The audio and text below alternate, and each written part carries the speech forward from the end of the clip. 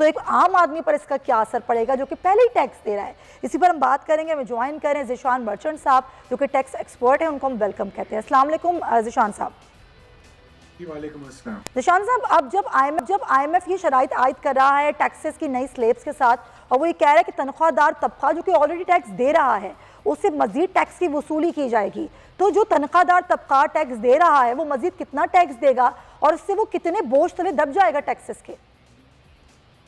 बिस्मिल्लाहिर्रहमानिर्रहीम। देखिए, ये जो IMF की कंडीशन है, ये वो कह रहे हैं कि जो एग्जिस्टिंग स्लैब्स हैं सैलरी के, उसको कम कर दिया जाए। अब उससे इम्पैक्ट ये पड़ेगा कि अगर एक स्लैब है जैसे फॉर इंस्टेंस 20 लाख से 24 लाख तक की सैलरी का, और वो ख़त्म करके जो है उसको नेक्स्ट स्लैब में ले जाएंगे, तो ऑब्वियसली इससे जो टैक्स सैलरी टैक्स पेयर पे जो है उसका टैक्स बढ़ जाएगा, और उसकी जो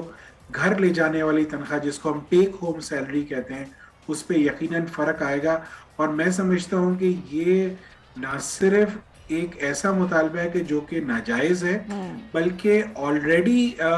सैलरी क्लास जो है वो वर्स्ट हिट क्लास है, और सबसे ज़्यादा टैक्स यानी नंबर्स ऑफ टैक्स फाइलर्स की अगर आप बात करें, पाकिस्तान में जो 30 लाख लोग रिटर्न फाइल करते हैं उसमें सबसे ज़्यादा अगर क्वांटम देखा जाए तो सैलरी टैक्स पेयर का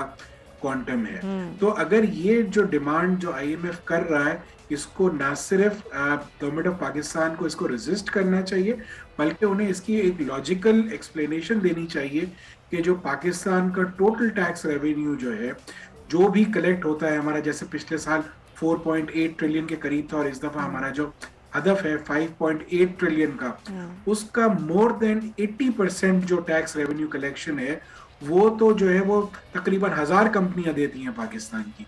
और बाकी जो 20% टैक्स है उसका जो टोटल सैलरी का इम्पैक्ट है मेरे ख्याल से करीबन कोई 10% के करीब होगा। तो अगर आप टोटल रेवेन्यू कलेक्शन की बात करें तो 90% तो अदर सोर्सेज से कलेक्ट तो ज़ीशान साहब, ये जो मिडिल क्लास तबका है, जो सैलरीड पर्सन है, जिसकी सैलरी से तनख्वाह, आप तनख्वाह से भी टैक्स ले रहे हैं, वैसे वो माचिस की तीली से लेकर हर चीज़ पर टैक्स दे रहा है, तो अगर उस पर मजीद टैक्स का बोझ डाला जाएगा तो वो कैसे डाला जाएगा? क्योंकि वो जो सैलरीड पर टैक्स दे रहा है वो तो दे रहा है, तो ये जो टैक्स है इजाफी, ये कहाँ लगाया जाएगा?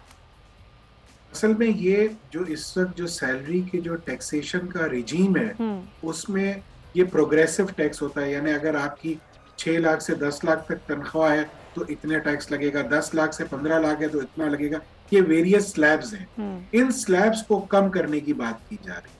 कि ये स्लैब्स अगर 10 हैं तो इसको कम कर दिया जाए, ताकि जो टैक्स का रेवेन्यू है